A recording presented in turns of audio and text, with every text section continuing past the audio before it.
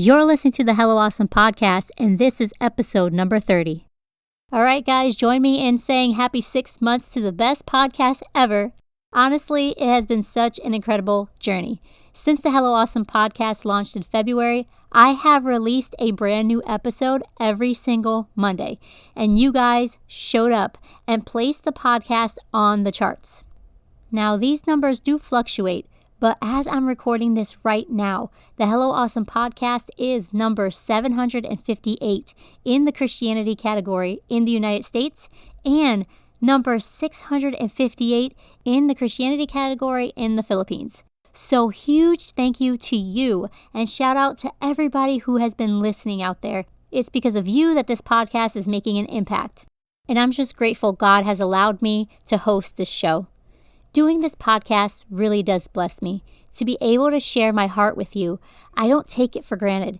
And I'm just thankful that we have a God who uses imperfect people to share his heart through personal lessons and messages. Today is our 30th episode before I take a little break from podcasting for at least a month or so. We have 2 family trips coming up, one of which I'm making plans to attend General Conference in Indiana next month. So follow me on Instagram at Hello Awesome Ministries for any updates about that.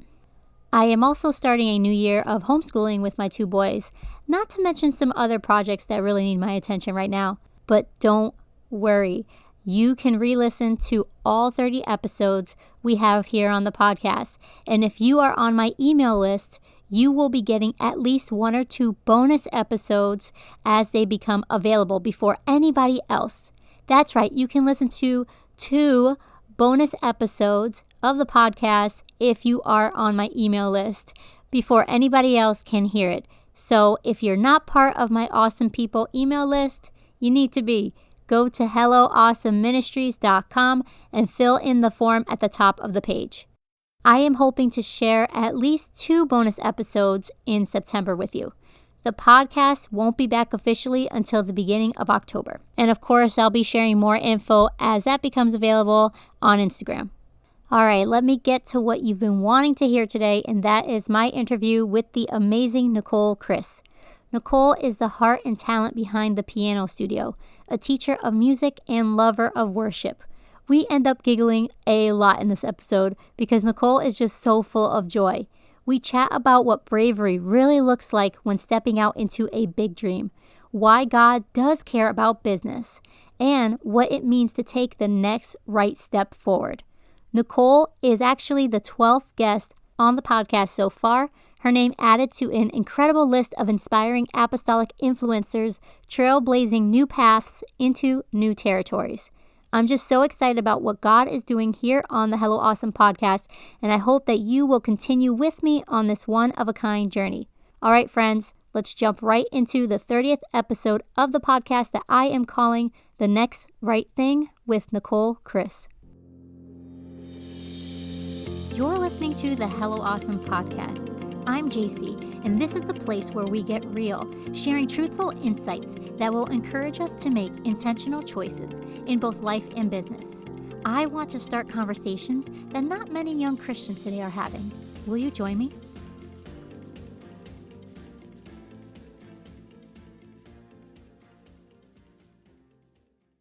This podcast is brought to you by my new book, The Glitter Effect. Have you ever spilled glitter? It's almost impossible to get every speck back into the bottle. This is exactly how our influence is with the people around us. What we say and do matters, especially if we are to reflect Christ. Are you ready to leave behind a legacy that shines for Him?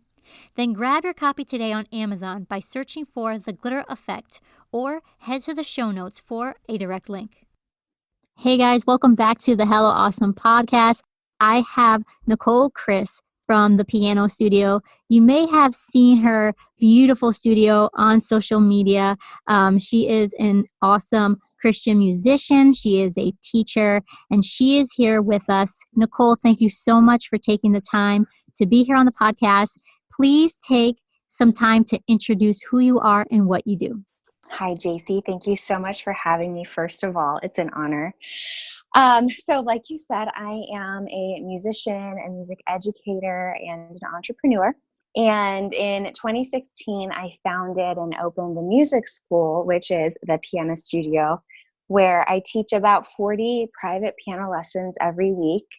I employ 3 other piano teachers and oversee about 80 students at the studio overall. So that's the career aspect of what I do. And I'm also extremely involved in music ministry at my church, where I'm the band leader and one of the worship leaders. So there's that. And I'm also in my last semester of doctoral studies in worship at the Robert E. Weber Institute for Worship Studies. So there's kind of a lot. There's a lot of different aspects. Yeah. I think it's so cool. When I saw that you were opening up the studio, I was following you before then.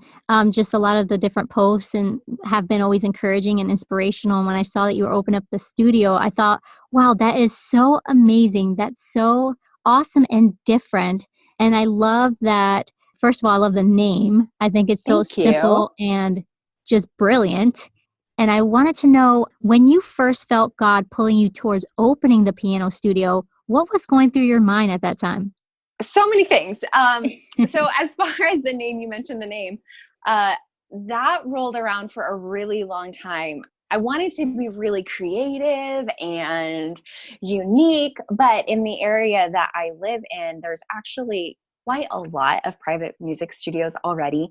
And I felt like in order to be truly successful as far as the name went, it really just needed to be self-explanatory. It didn't need to have any frills or Mhm. extra adjectives. And I think I've grown to love it even more, 3 years into this.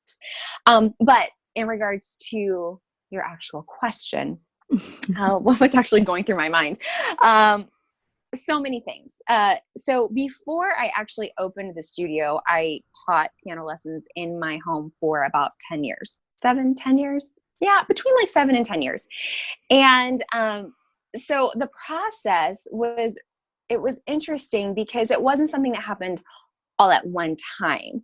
Um, I taught in my home, but I also traveled to students' homes, and I also taught privately at several of the high schools in our area. I was teaching in several different locations, and I never felt like I was really operating at my best, I guess I could say. So there was a lot going on in my mind as far as career paths, thinking of, okay, do I really want to spend the next 30 years of my life being a traveling circus of a piano teacher, like having some of my materials at home, having other materials in my car, Mhm. traveling to all of these different high schools? Like, is this really what I want to do with the rest of my life? Mm. And I decided that no, that was not what I wanted to do. And so, like I said, it was definitely a journey. It was a process. It wasn't something that happened overnight. But when it finally did start happening, I actually drove by our current location on my way to church on a Sunday morning, and I thought, that little place would make such an adorable music studio. And I looked again, and there was a for rent sign in the window. And I Wow. was like, what? No way. That's such a cute little building. And so I think at that point, I was already having thoughts of, I guess you could say, not discontentment, but I was searching. I was looking, I was praying for the right thing. So when it happened, I was ready. Does that make any sense? Yeah. I Yeah, it think that does. answers your question. No, yeah, it does. Yeah, it seems like there was a lot of different things that were happening in your life, things that you were grateful for, but you knew that it wasn't going to be something you wanted to do in the long run, right? Right. Definitely not long term. Mm-hmm. Yeah, Yeah. definitely. I wanted to ask, could you walk us through the beginning stages of planning that out, planning the piano studio and watching your God-given dreams unfold? Like, you passed by the studio, you saw the rent sign. What were like the next steps within the next couple of months? How did that, or years, how did that happen? Yeah. So after I called the number, I left a voicemail, and I honestly didn't expect to hear anything back. And I thought, well, even if I do hear something back, like, it's probably going to be so expensive.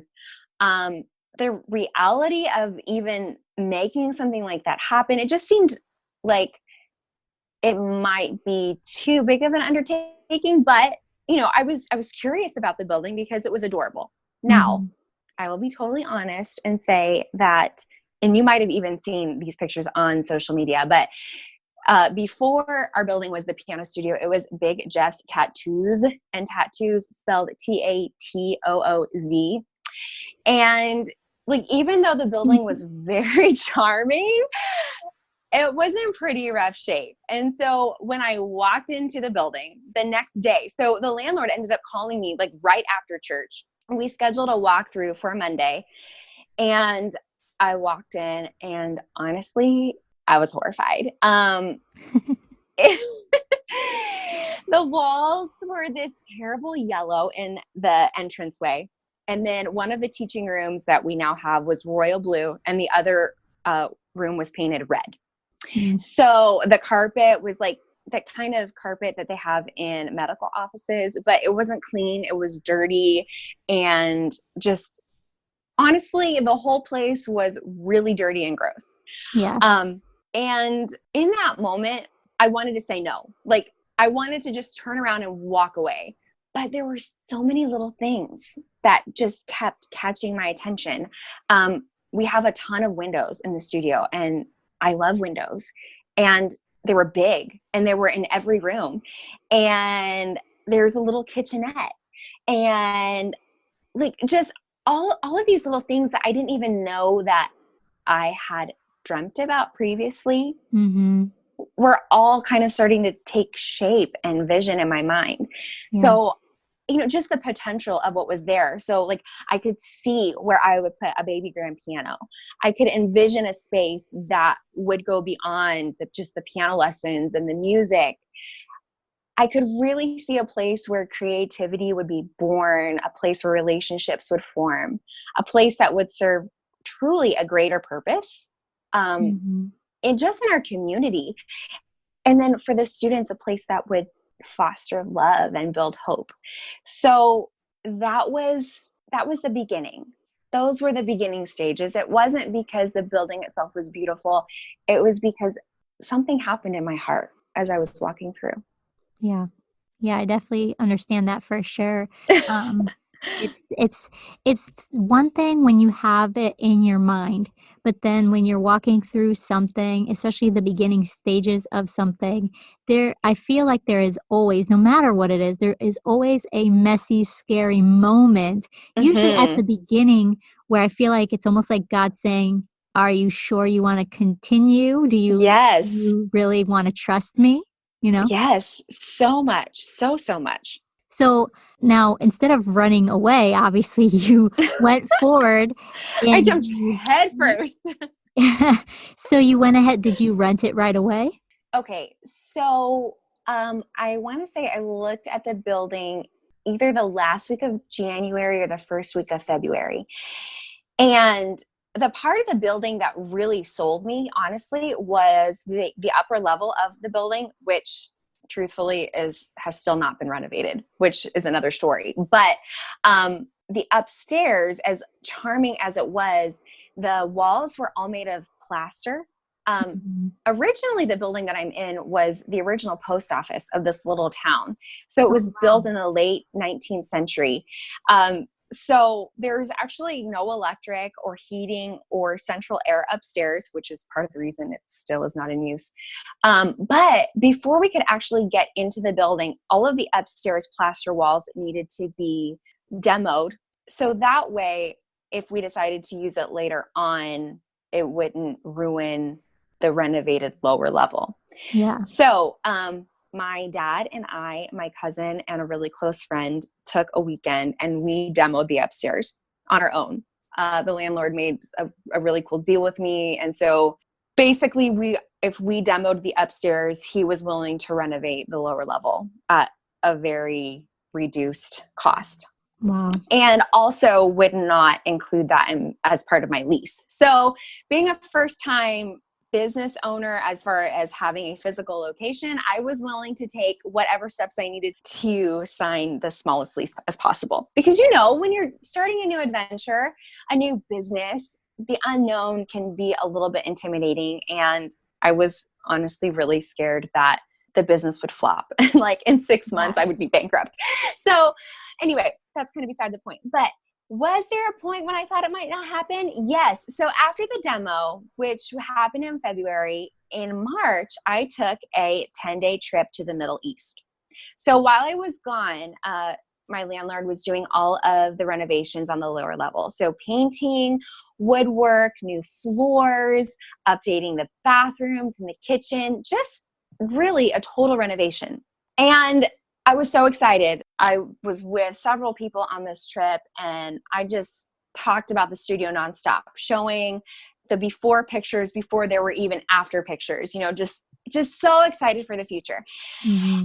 And when I got back, the first thing that I did was I got off the airplane, obviously, and then came directly to the studio, and it was late. It was like 2 a.m. or something. I came in the studio, I opened the door, turned on the lights, and I looked at the floor and I bawled because the floor, so we ended up going with a linoleum look-alike hardwood floor. So it's not actually wood, but it looks really close to real wood. Mm-hmm.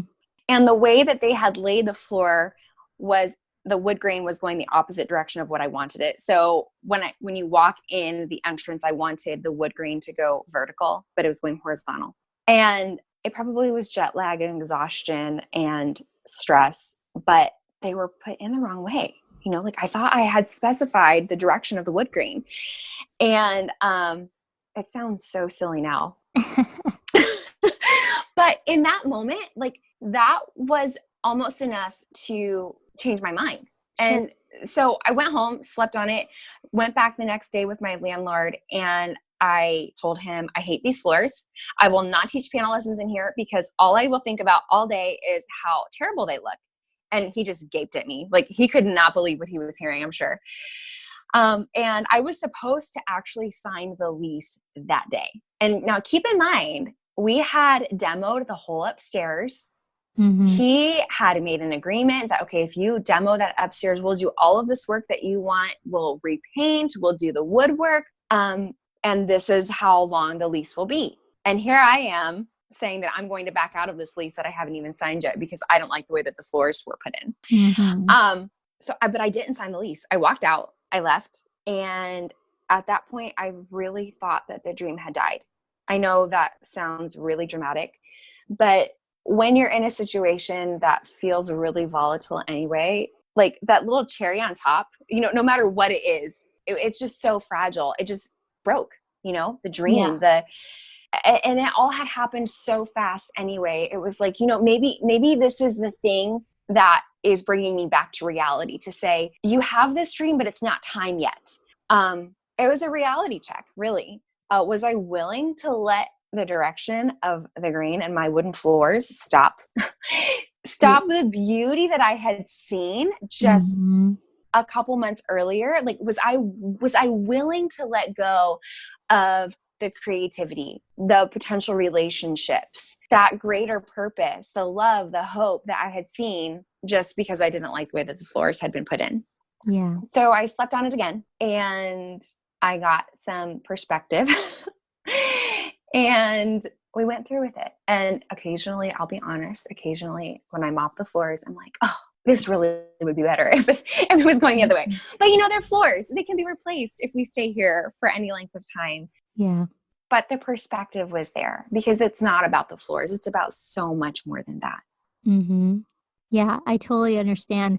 And it seems silly now as you look back, I'm sure. But when things are, fast paced, high emotions, when you really are investing a lot, not just financially, but physically, mentally, spiritually, it definitely can be taxing, just the little things. So I totally understand that, especially as a creative person. And this actually kind of jumps into what you were kind of talking about. So I want to know, like, people now see it at the end. They haven't seen that journey. They haven't seen, your frustration with the wood grain, And so right now, when you post pictures and when you're showing kind of the final product, I'm sure there's some people that are like, wow, she's so brave stepping out and doing what God has called her to do. I could never do that. What would you say to somebody if they said that to you? So you're right. I think we don't always look at the full picture. If you would have asked me 3 years ago when this was first starting, I don't think I would have told you that I felt brave. I think I would have told you that it was just the next logical step, that after 10 years of teaching private piano lessons in my parents' home, in my students' homes, in schools around my area, I had been praying and searching for the next right thing. And I didn't know what that next right thing was. But when it happened, I knew. And so, yeah, now looking back, it does seem like it took a lot of guts, a lot of bravery to make it happen. But then it was just the next right thing. Yeah. You know, it wasn't the first part of the journey. It wasn't a point of arrival either. It was just the next right thing to do. And just in general, I think a lot of times we get caught up in reaching a specific destination, you know, reaching a moment of finality or perfection, even feelings of worth or adequacy. But the reality is that life as a whole is a journey. And when we take daily steps on that journey, when we do what God has called us to do, and when that next thing does require a little extra bravery, a little extra faith, or a little bit of extra time or finances, maybe even trust, we've already been walking along that journey. And so it doesn't feel like bravery. It just feels like the next step. Yeah, I totally understand. And I totally love that perspective, because I feel like we do idolize bravery like it's only reserved for like special people. And this is something that God's really been working on my heart too. The more interviews that I do, and also the more I'm in his word and how people have reacted to things that I've done. And I've realized that, you know, a lot of the times I am scared. It doesn't make sense. It's very confusing, but I know, like you said, it's the next right thing to do. So I put it this way when I was in an interview recently: you're scared. Sometimes you just have to do it scared. You know, you just have to keep going scared and just trust that God has placed this in your path right now, and he'll help you, you know, through it. Yes, absolutely. So this kind of ties into this next question, because I feel like some people, especially Christians, when they have this idea for a business, they almost feel some sort of guilt for wanting to have a business. I don't know why. And I wanted to know, do you think God cares about business? And if so, why do you think some people may feel some shame or guilt for wanting that? I do think that God cares about business. Ecclesiastes 9:10 says, whatever your hand finds to do, do with all of your might. And Proverbs 31 specifically praises the woman who goes about her daily business with dignity and honor. So absolutely, I believe that God cares about business because he cares what we do. Yeah.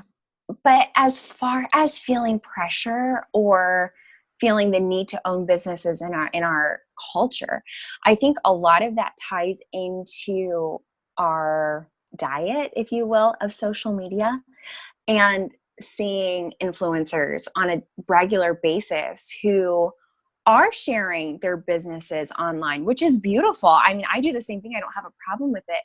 But I think it promotes feelings of perhaps inadequacy or uncertainty, because maybe we're not really living life like it's a journey, but more that it is an arrival point, like I was saying earlier. But I think if we have in mind that life is a journey, our business is a journey, our relationship with God is a journey, I think that would do away with some of the pressure that we feel to just to be the quintessential 21st century Proverbs 31 woman. Does that make sense? Yeah, like that image, like that image on a pedestal that we do is we idolize this Proverbs 31 woman, and we're like, we can never be like her, and we put it on a pedestal when it's like, no, she's just in the Bible, just like other people are in the Bible, to teach us principles and to teach us ways and to be an example, not so we can mirror her exactly, but maybe how she goes about her life, in a sense, like not mirror every single thing, you know, just to have the thoughts that she may have thought, like put put God first, Mm-hmm. like she just put God first, and that's what we need to do no matter what. Absolutely. And as far as even just our daily activity and what we do as a job, I think it's also important to remember that God appreciates and delights in what we do on a daily basis, whether we own our own business or we don't.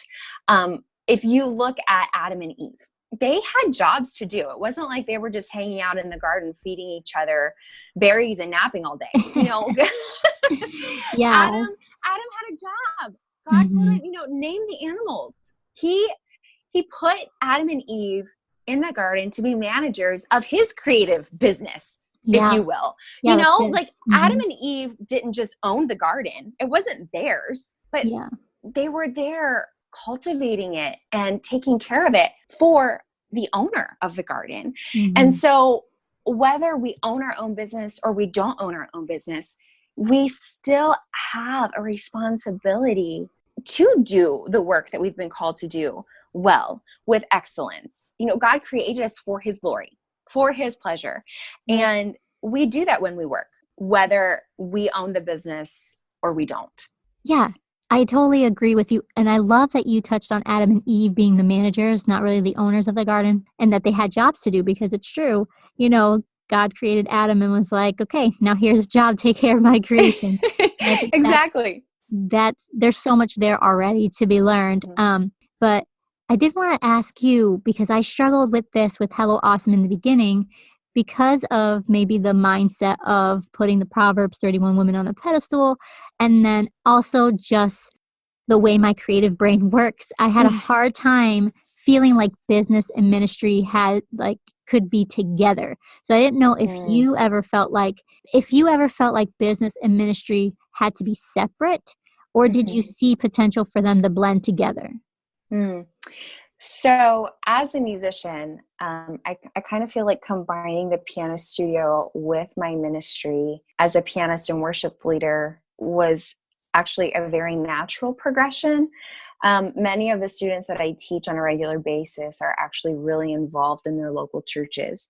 So it's been really beautiful to help foster the musical opportunities for them in their churches. So I've had the opportunity, to be the music educator, but then also to pour into them from a ministerial side, to say, hey, okay, you are going to be playing at this youth service, or you are going to be singing for church, or you're going to be leading. Let's take this a step further from just the musical aspect and think about what it means from a worshipful standpoint.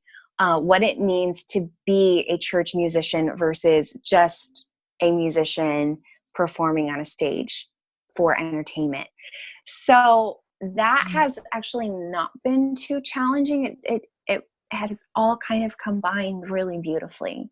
That's amazing. And I love hearing that, because so often I've heard different stories from different people depending on what business they have and what ministry, they have. And I love hearing that, when it flows naturally and how that works out, it really gives kind of a different perspective that in the beginning, you may not have known that's how it was going to play out, but God makes a way for it to work together for good, For sure. For sure.